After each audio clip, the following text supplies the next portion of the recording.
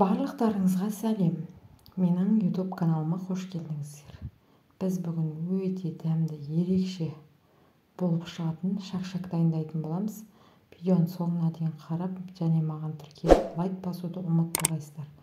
Бізге 4 жұмыртқа, кішкентай қасықтың ұшында тұз және де ас содасын осындай уксуспен қосып араластырып алатын боламыз. Осындай реакция болады.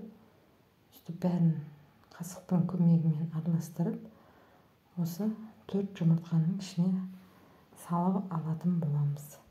Өте үгілмелі, өте дәмді, ерекше болып шығатын шақшақ дайындайтын боламыз. Бізге 300-400 грамдай ұн қажет болады.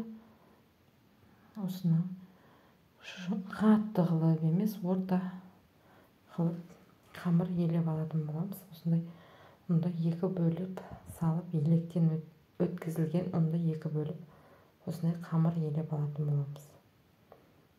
Біздің қамырымыз осындай болып шықты. Қатты да емес, жұмсақ та емес, орта қылып елеп алатын боламыз.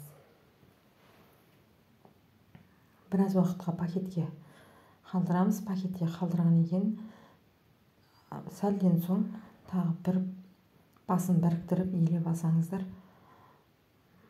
сол кезде жайылуға да өзіңізге де ыңғайлы болады.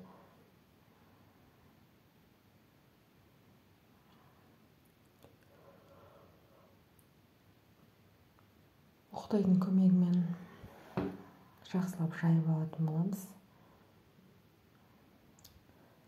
Оқтауды ортаға көп апармай, 2 шетте дөңгелетсеңіздер, қамырдың бәрі бір келгі әдемі болып шығатын болады.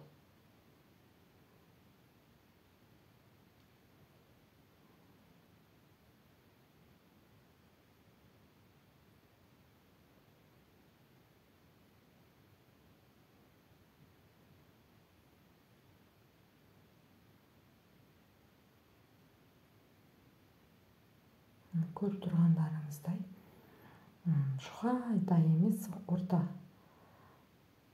қылып жайып алдық. Енді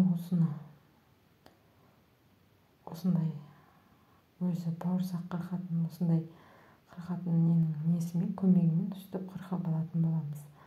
Сіздерде гүлді осындай ирек болып шығатын болса, өте керемет болып шығатын болады.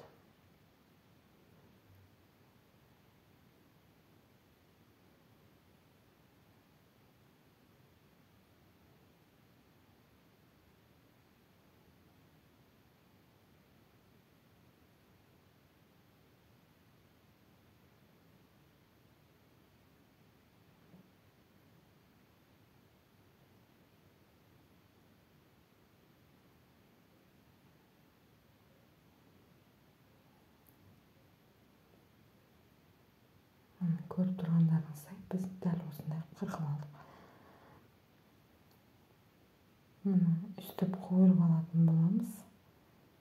Ақшыл қылып алсаңыздар да болады, қызыл қылып алсаңыздар болады.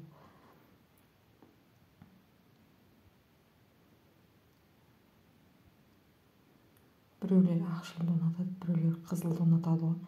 Сол себепті ақшыл емесі қызыл қылып үстіп майға қуырып аласыздар.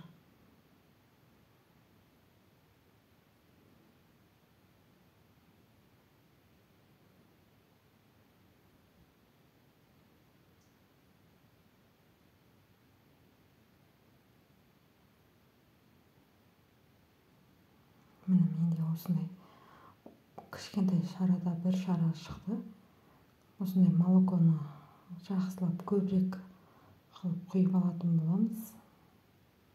Осыны жақсылап араластырып, менде осындай 4 тарелка шықты. Жаңағы қандай шоколад болса да бола береді. Қажет етпейді, күштен өткізіп бетіне сеуіп алатын боламыз. Көріп тұрғандарыңыздай өте керемет дәмді болып шығады. Видеомды көргендеріңізге рахмет.